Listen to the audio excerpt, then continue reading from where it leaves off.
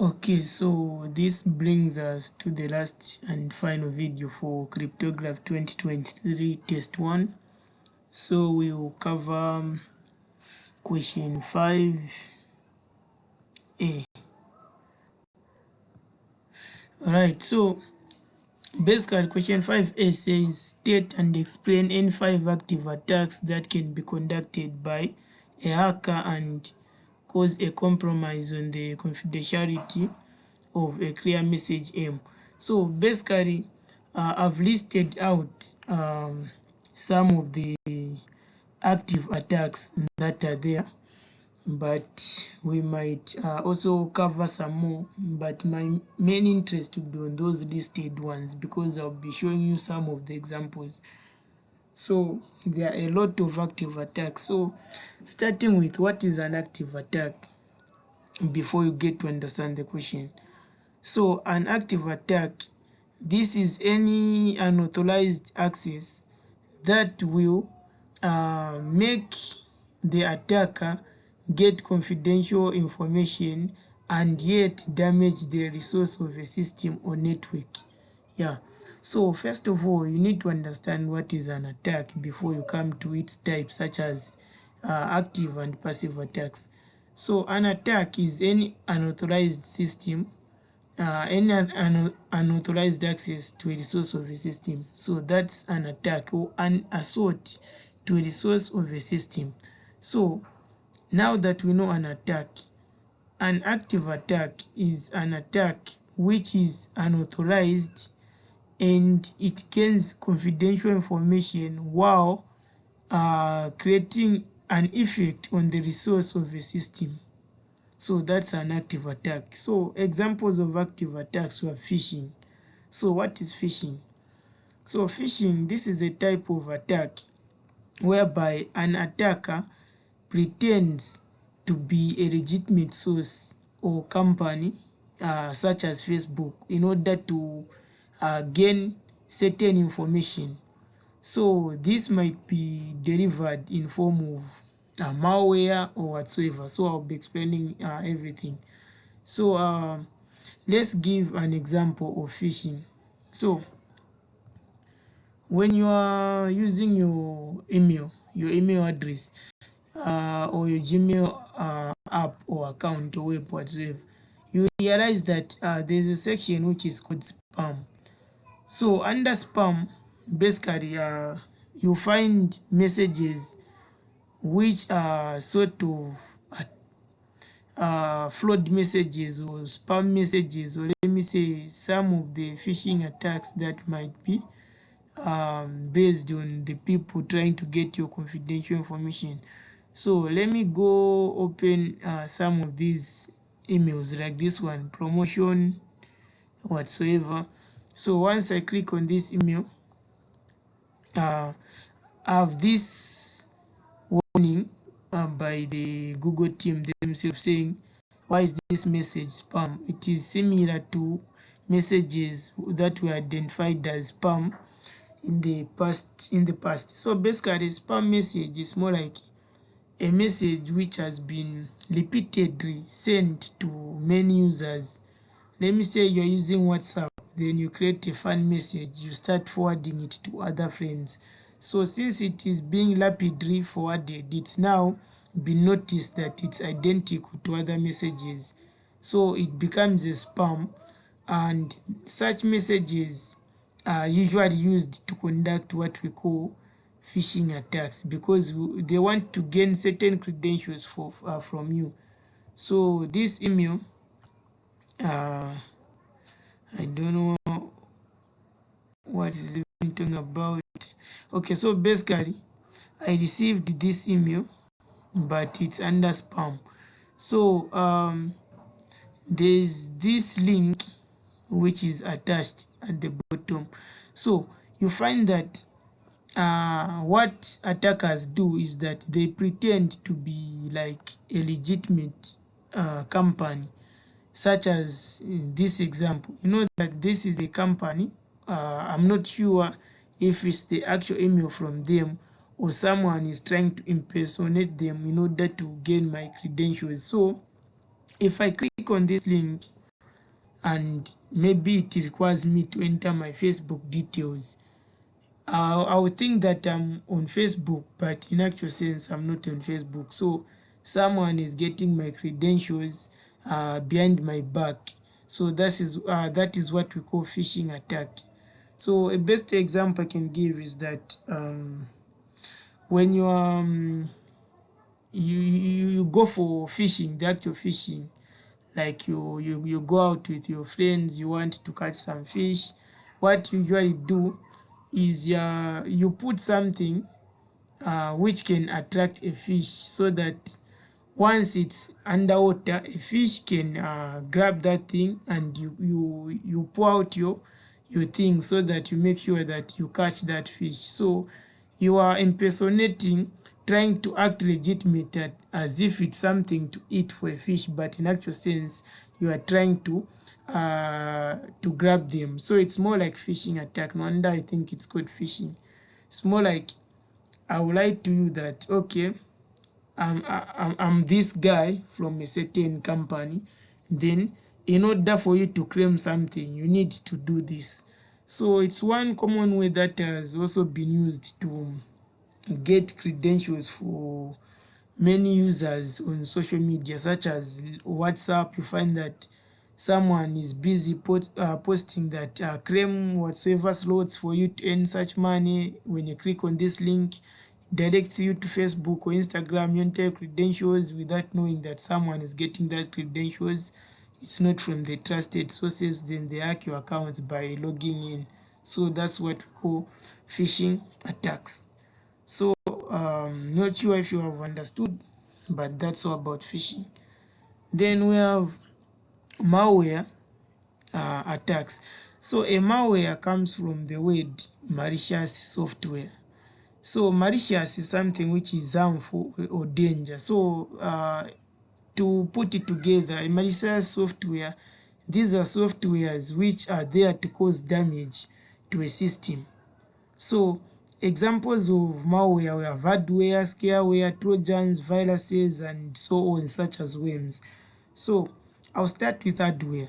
So Adware, from the word ad, it displays ads on your screen, so that once you click on them, if they are malicious, they can get some confidential information from you.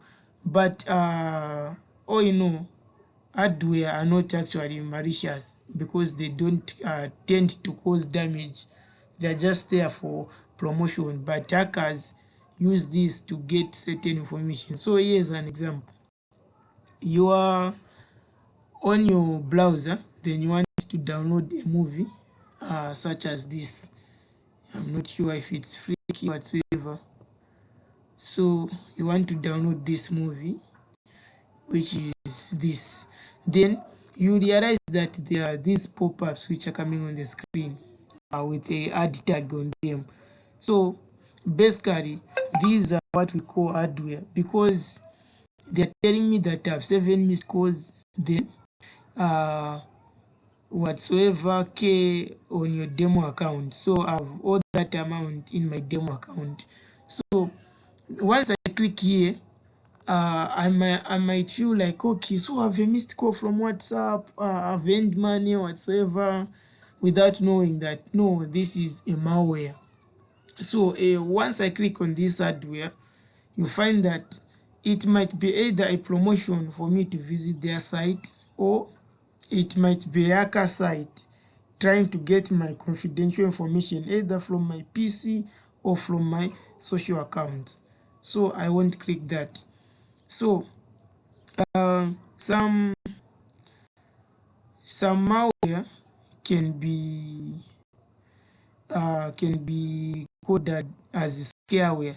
So sometimes you can receive such messages which tend to scare you to click on a certain link. Let me say, on your phone, under notifications, you find that it's telling you that your device has been infected by a virus. Click on this link to resolve the issue as quickly as possible. Then it's even showing you the time to fix that issue, so that you quickly rush to go under that same link without knowing that it's malicious and can affect your device. So that's a scareware.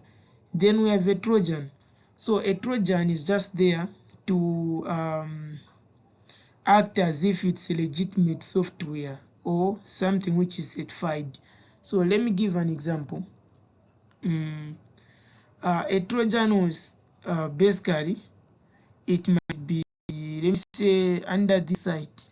We know that this is netniger.com, so it's trusted. So under this trusted site, you find that there are these ads which are busy popping up, and these can act as Trojan horses. So they're acting as a legitimate app or website or whatsoever. So because they're under something which is legitimate, I would think like, okay, so this is really legitimate and it's certified. Let me click on this, without knowing that the moment I click on that, I might risk myself from getting from being hacked. So that's what we call a Trojan. So a Trojan can come in many types. So we have ransom Trojans, and so on. So we have RAT, what we call remote access Trojans, whereby you find that someone might be using your PC remotely without you knowing. Let me say you downloaded something which you don't know online because it was acting legitimate. Then someone is able to run your machine remotely. So like when we go under change account settings, you will find that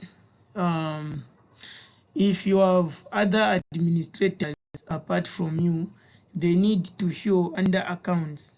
So you can always do that for you to know if someone is able to run your computer or PC remote or any other device. So that's what a Trojan does. It makes you believe like something is real or authentic, but in actual sense, it's just there to act as if it's a legitimate software, but it's not. So if you go under accounts, you can see if there's any third party accessing this device, or you can always check from this tab, the Windows tab. Then under accounts, you can always check here. If you click on James Soko whatsoever, other users. All right, so that's it for a Trojan horse. I won't say much. Then now let's go to the other ones. Okay, so we have viruses. So a virus is something which is common. So basically, a virus is any program which is programmed to infect your computer or device. So basically, it replicates itself using a host machine. Let me say a virus has been created to attack certain files in your computer.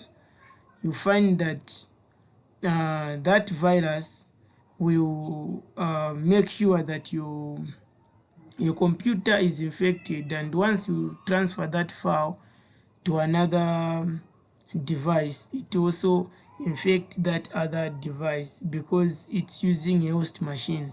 So that's a virus. So make sure that your live protection under security is on to avoid such malwares and viruses from infecting your device. So we have under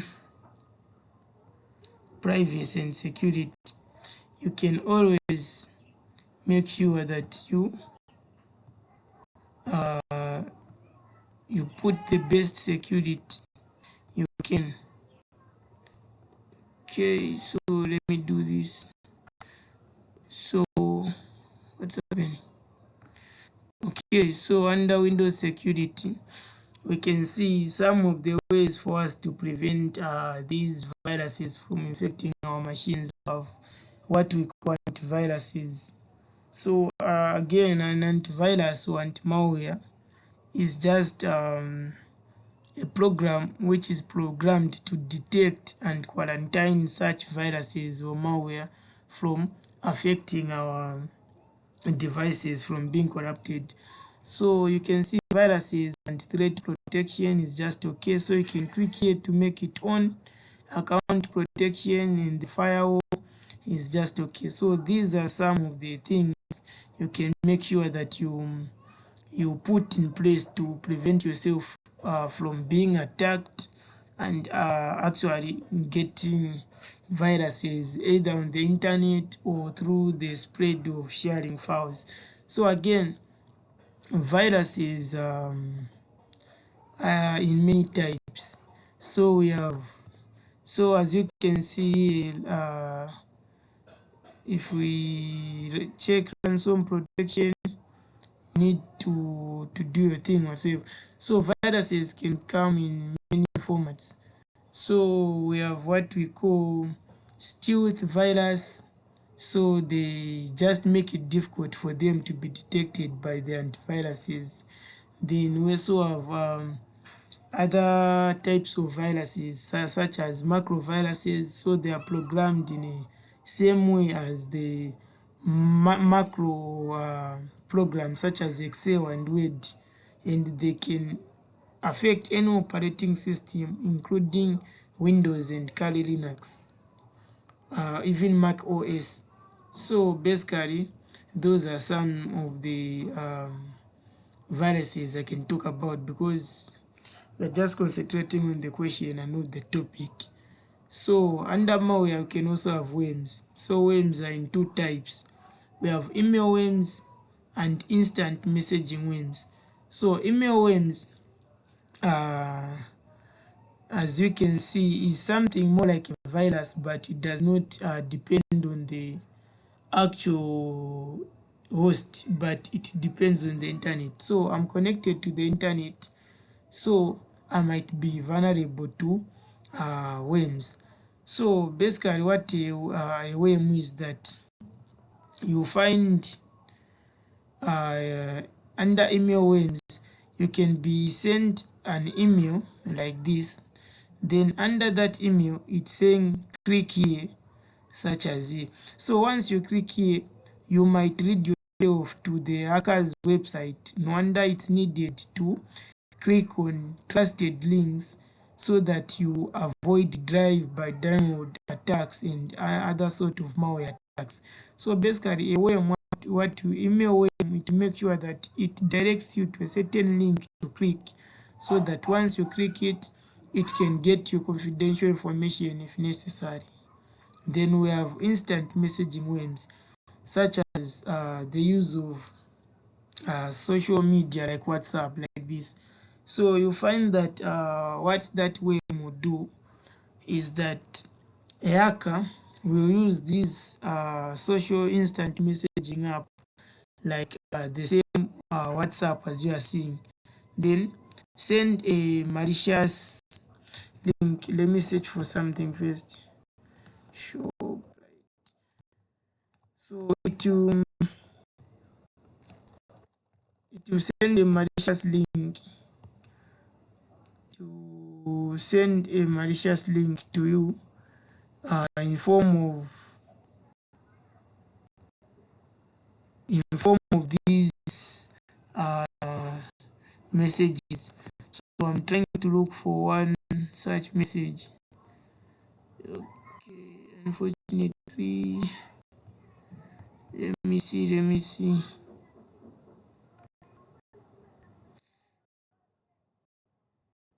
me check for one message, then I'll explain.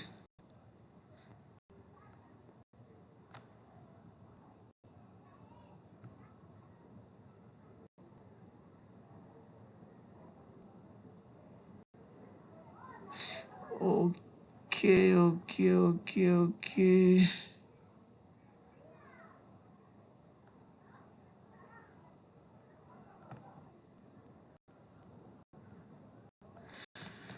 Okay, so basically what I'm trying to say, there are certain messages like the messages which come from ShopRite.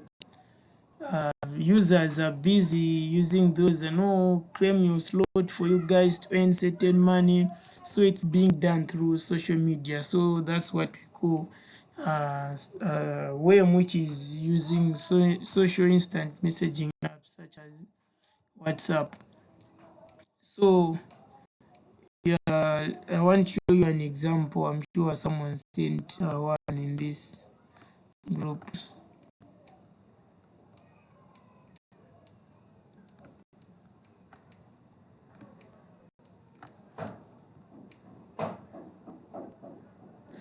What's happening?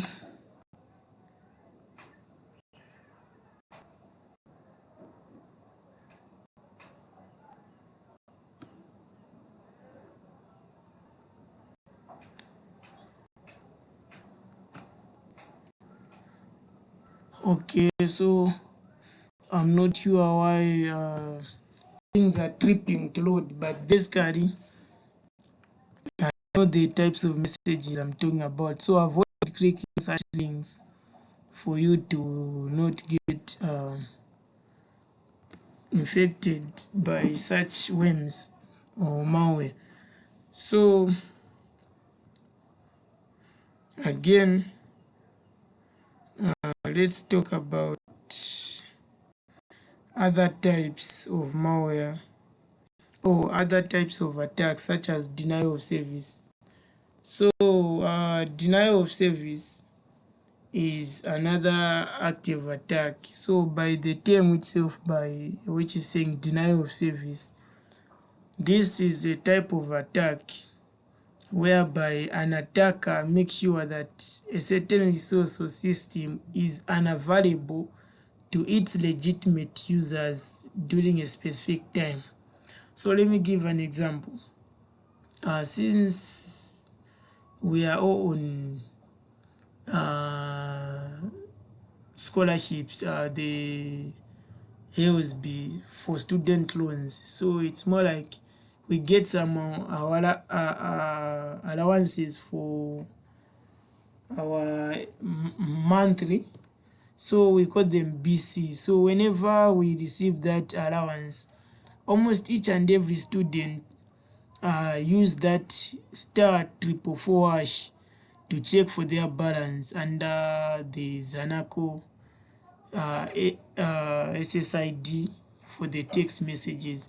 So you find that they are trying to check their account balance at the same time, meaning they are using almost each and every resource for the server for that same Zanaco for them to check for their account balance. Because they are doing such, they are denying legitimate customers which would also like to check for other stuffs, not only the balance, but because they are spending too much resources on that server to check for that account balance while denying others from accessing other services. That's what we call denial of service. So a denial of service can come in multiple forms. So we have what we call teardrop denial of service. Then we have what we call buffer overflow is another type of denial of service. We have teardrop and heap. So I'll try to explain some of them, but again, under denial of service, we have SYN request, which is the most common. Then we also have what we call, I've even forgotten what I've listed before. Okay, so we also have physical infrastructure denial of service. We can have denial of service for the email, DNS cache, and so on. So basically, all these they try to deny us from accessing certain resources as the legitimate users. So let me talk about denial of service using emails. Let me say you want to receive a certain email from your lecture, then someone is busy sending you multiple emails at once, which would deny that important email to reach to you, because the server is busy responding to those many emails instead of responding to that important email. So that's why one of the examples. And when we use this multiple type of attack, which is denial of service, at once, we form what is called distributed denial of service. So a distributed denial of service is whereby denial of services has been used multiple times. So, and denial of service which is distributed can be used to launch attacks by using botnets to conduct any malicious thing. So a botnet is just a group of compromised devices which are just there to perform one specific cyber attack. Yeah, so we have password attacks now, which is point number. So cyber attacks, these or password attacks, these are attacks which attackers use in order to gain your passwords. So we have brute force, which is just one of the ways on how an attacker can use multiple ways to crack your password. So you saw in the previous example where we were trying to crack a password for this same cryptography test one, so that was called brute force. So use multiple ways on how you can crack this password. Then we have dictionary attacks. So the dictionary attacks is a type of attack whereby an attacker will use well known passwords from the dictionary of attacks, whereby you start trying them one by one if they can match a certain password of a user. So that's what we call a dictionary attack. So all these can fall under dictionary attacks, can also fall under social engineering, whereby social engineering is a process in which attackers can gain confidential information from users through maybe the use of questioning. For example, most of the people use their passwords like the years or the year they were born, let me say 1999, for their mobile accounts. So someone can just come to you like say, oh, so Mr. James, when were you born? Then you say 2000. So once they get access to your SIM card, they can just put it in their phones, then go on under your mobile app or anything which deals with your mobile money, then enter your PIN as 2000. Then they might guess it correct, because that's the most thing that these guys use. The users, they like using years, maybe their examination numbers, whatsoever, as their passwords. So on how you can avoid this type of attacks like password attacks is just by using strong passwords which have alphanumeric values. That's it. Then we have zero-day exploit, which is the last on our list, but we have many attacks. So for this video, I'll just concentrate on these 5. So zero-day exploit is a type of attack which is exploited by attackers after an official announcement of a vulnerability by an organization. Let me give an example about these internet service providers such as MTN. You find that once their services are compromised, they send a certain message to their users saying that due to certain maintenance, our systems will be unavailable due to Shanshandi Zonzi whatsoever. So that might be a message for their intended users, but remember, even the attacker is one of the users. So if that important information reaches the attacker, an attacker will know that, okay, this guy is actually compromised at the moment. So let me exploit their vulnerability and make sure that I come out with a better solution before they do. So that's what a 0-day exploit is. Yeah, so otherwise I wasn't expecting this video to be this long, and all I can say is that we don't have actually have good resources for me to conduct these tutorials for YouTube. Like, I'm explaining something, it's bringing everything neat whatsoever. It's just me talking on my laptop. That's the issue, but I hope you got something, guys. So I want to be doing question 5b, which is the difference between RC4 and RC5, by stating the advantage and disadvantage, because for that you need to read, but I can do that for you. But I've covered almost everything in this paper, which is cryptography test 1, so I believe that this is enough for you guys. All the best in answering these questions. I've provided you the solutions. So this is Soko James representing KMU Cybersecurity Tutorials. See you in another cryptography paper, which is test 2. Thank you. So you can still find these videos from part 1 up to part 5 under the cryptography CYS110 playlist. So do that, then enjoy.